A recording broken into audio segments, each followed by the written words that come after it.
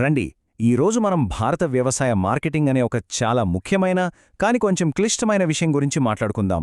అసలు రైతుల జీవితాలను, మనందర ఆహార భద్రతను శాసించే ఈ వ్యవస్థ లోపల ఏం జరుగుతుందో తెలుసుకుందాం. ఇది నిజంగా ఆలోచించాల్సిన విషయం కదా. దేశానికి వెన్నెముక అంటాం, అన్నదాత అంటాం. కాని అదే రైతు తాను పండించిన పంటకు సరైన ధర రాబట్టుకోవడానికి ఎందుకింతలా కష్టపడాలి? అసలు సమస్య ఎక్కడొస్తుంది? దీనికి సమాధానం వెతికే ప్రయత్నమే ఇది. దీనికి కారణాలు ఏంటంటే కొన్ని దశాబ్దాలుగా రైతులను వేధిస్తున్న కొన్ని ప్రధాన సమస్యలన్మాట.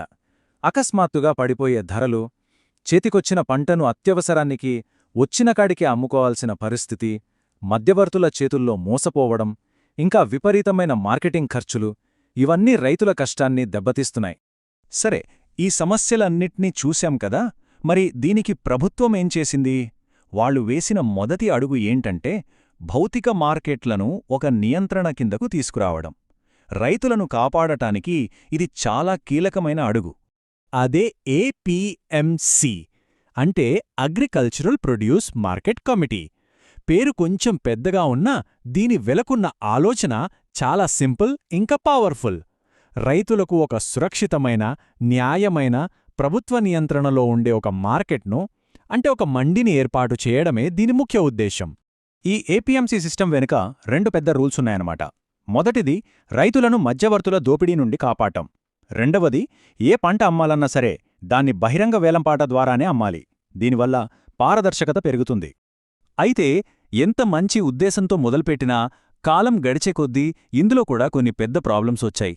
మార్కెట్లు ముక్కలైపోవడం, లైసెన్సులున్న కొద్దిమంది ఏజెంట్ల చేతిలోనే అధికారం ఉండటం, మండీ బయట అమ్ముకోలేకపోవడం, ఇంకా అధిక ఫీజులు, వీటన్నిటివల్ల ఈ వ్యవస్థకే కొత్త సవాళ్లు వచ్చాయి. సరే, ఏపీఎంసీలతో సమస్యలొస్తున్నాయి కదా.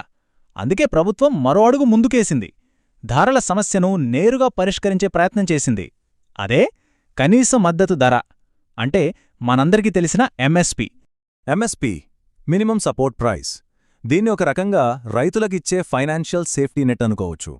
అంటే మార్కెట్లో ధరలు ఎంత దారుణంగా పడిపోయినా సరే కంగారు పడకర్లేదు.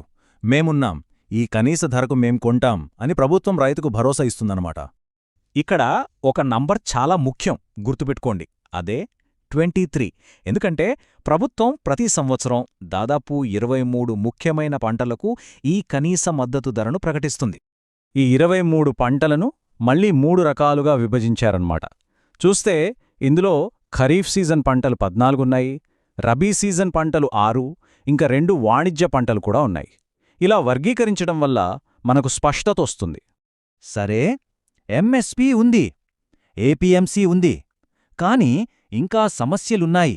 అందుకే మరింత కొత్తగా, మరింత సమగ్రంగా ఇంకో పథకం వచ్చింది. అదే పీఎంఏఎస్హెచ్ఏ. ఈ పీఎంఏఎస్హెచ్ని ఒక పథకంలా కాకుండా ఒక పెద్ద అంబ్రెల్లా స్కీమ్లా చూడాలి. అంటే దీని కింద 3 వేర్వేరు పథకాలు పనిచేస్తాయి, కాని వాటన్నిటి లక్ష్యం మాత్రం ఒకటే: రైతుకు గిట్టుబాటు ధర కల్పించటం. ఇందులో ఒక కాంపోనెంట్ చాలా ఇంట్రెస్టింగ్. అదే ప్రైస్ డెఫిషియన్సీ పేమెంట్ స్కీమ్. ఇది ఎలా పనిచేస్తుందంటే, ఫస్ట్ రైతు తన పంటను బయట మార్కెట్లో అమ్ముతాడు. ఒకవేళ ఆ ధర ప్రభుత్వం చెప్పిన ఎంఎస్పి కన్నా తక్కువ ఉందనుకోండి, అప్పుడు ఆ మధ్యలో ఉన్న తేడా డబ్బును ప్రభుత్వమే నేరుగా రైతు అకౌంట్లో వేస్తుంది. ఇక్కడ ప్రభుత్వం పంట కొన్నదు, కేవలం ధరలో తేడాను మాత్రమే భర్తీ చేస్తుంది. ఈ టేబుల్ చూస్తే మనకు ఒక క్లారిటీ వస్తుంది. పీఎం ఆశాలోని 3 భాగాల మధ్య తేడా ఏంటో చూడండి.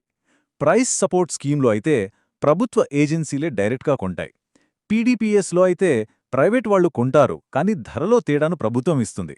ఇక మూడోది పీపీఎస్ఎస్. ఇందులో ప్రైవేట్ కంపెనీలనే పూర్తిగా రంగంలోకి దించుతారన్నమాట, కొన్ని ప్రోత్సాహకాలతో. అయితే ఆలోచన బాగున్నా దీనిక్కూడా కొన్ని సవాళ్లు ఎదురయ్యాయి.